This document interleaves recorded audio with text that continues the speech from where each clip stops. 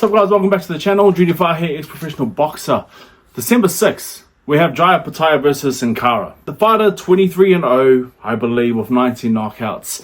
I think he's pretty solid. A lot of people are writing him off because of how good Opetaia is, right? I mean, I am also expecting Opetaia to win, but this guy is no Claudio Squirrel in my mind.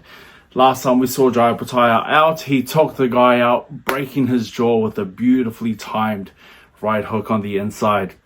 I don't think we're going to get that with this type of fighter. I think he's in a better position. He's fought better people. He's got a better resume, and his skills are pretty solid, I believe.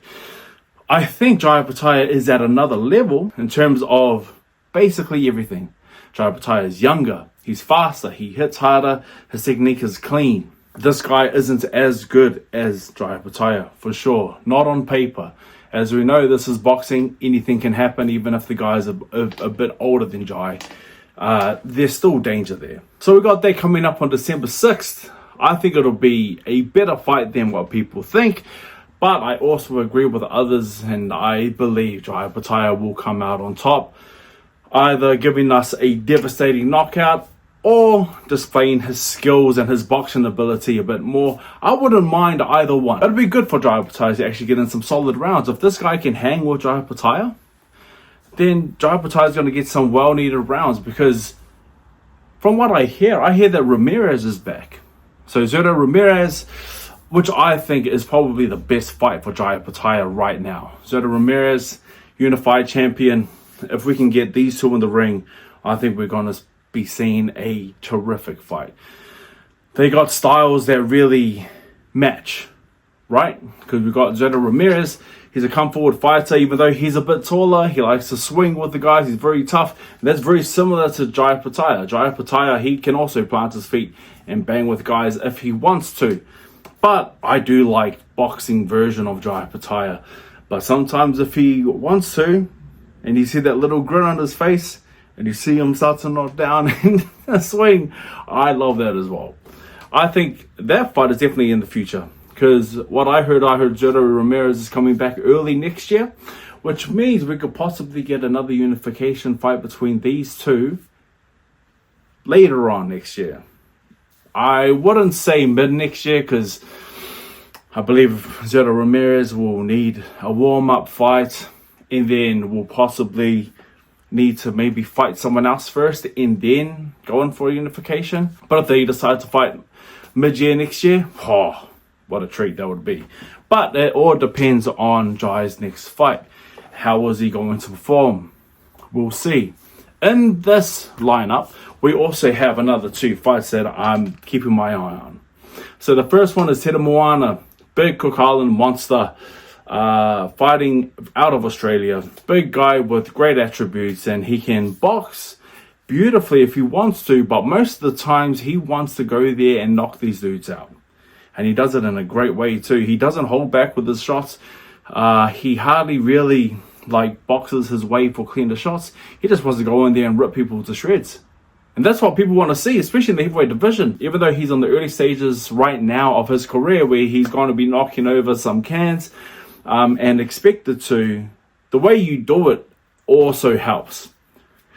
So the way he's been doing it so far is very, very impressive. He's showing his boxing ability, also his power, because he sets up his shots well, and he, boom, lands a good one, and these guys go falling down.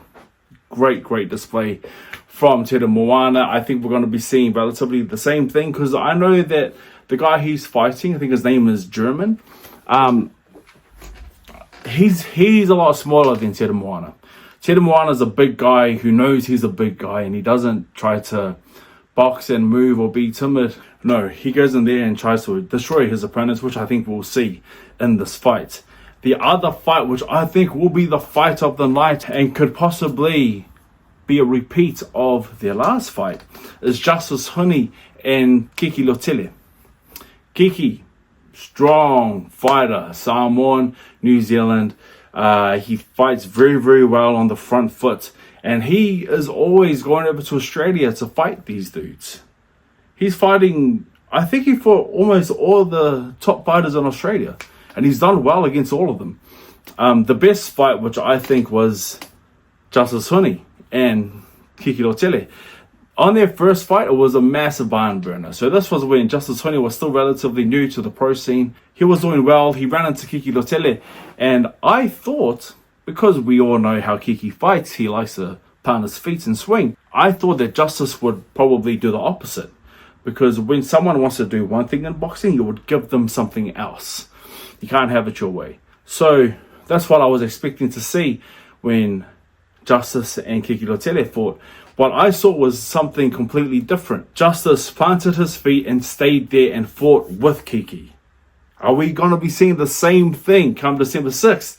If we do, we are in for another treat, because that last fight that they had was a total barn burner. Everyone loved it, and I'm just so happy that we're getting another fight.